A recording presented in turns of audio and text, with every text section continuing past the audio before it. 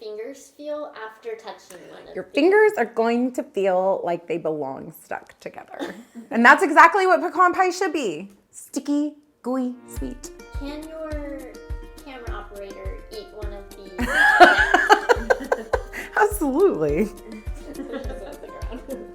You have this bottom layer that is sort of like a cross between a soft shortbread cookie and a just standard pie crust. The second layer you're gonna hit is that gooey pecan pie filling, and it stays a gooey center just like you want it to. Then on top, you have these perfect little candied pecans that are so crunchy.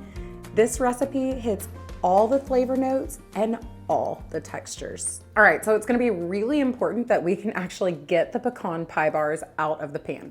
So the first thing you're gonna do is spritz a 9 by 13 inch dish with cooking spray. Cut a piece of parchment paper roughly to match the size of your baking dish, and be sure that you cut it large enough so that it can go up the sides of the dish as well. Lay the parchment paper over the baking dish, and then you're gonna cut in the corners at little diagonal slants. This will make it so that when you push that sheet of parchment paper down, the corners sort of fold over and into themselves, creating just a flat parchment paper surface. After that, you just want to trim away any overhanging edges, and it's time to make the crust. Okay, this crust is totally amazing. It comes together from scratch, but it's really simple. Here's how you do it. You'll add 1 2/3 cup of all-purpose flour, 1/3 cup of granulated sugar, and a 1/2 teaspoon of fine sea salt to a mixing bowl and whisk that all together. Now you're gonna cut 3/4 cup of unsalted butter into tiny cubes. You'll scatter your butter cubes over the flour mixture and then grab your pastry blender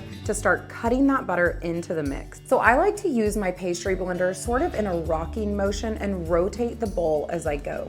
You'll know you're done when you can clump up that flour butter mixture in your hand and it stays intact. If your flour is still crumbly and falling through your fingers and looks pretty dry, it is not ready to go yet. This is the same method that we use pretty much anytime we're making a crumble or a streusel. We just did it for that sweet potato souffle, and now we're doing it for our pecan pie bars. You're gonna add that crust to the pan, and then you're just gonna press down until it looks like it's one even layer. Then you're gonna take it over to a preheated 350-degree Fahrenheit oven and bake it for 25 to 28 minutes. Remove the crust from the oven, reduce that temperature to 300 degrees. This part is very important.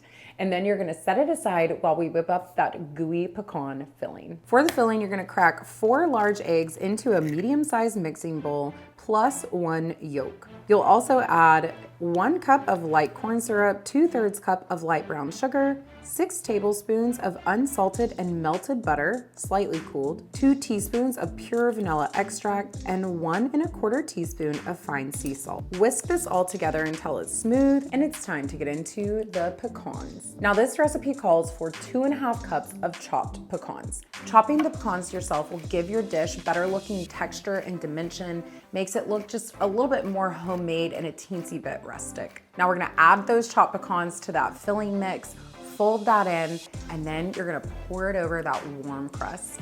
It's gonna go straight back to the 300-degree oven, and we're gonna cook it for about 30 minutes or until the center is just slightly jiggly, but your edges are set up. This is the hardest part of the whole recipe.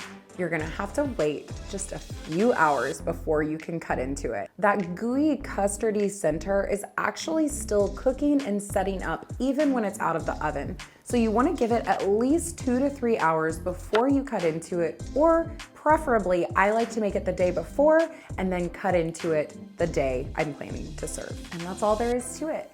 That's how you make perfect pecan pie bars.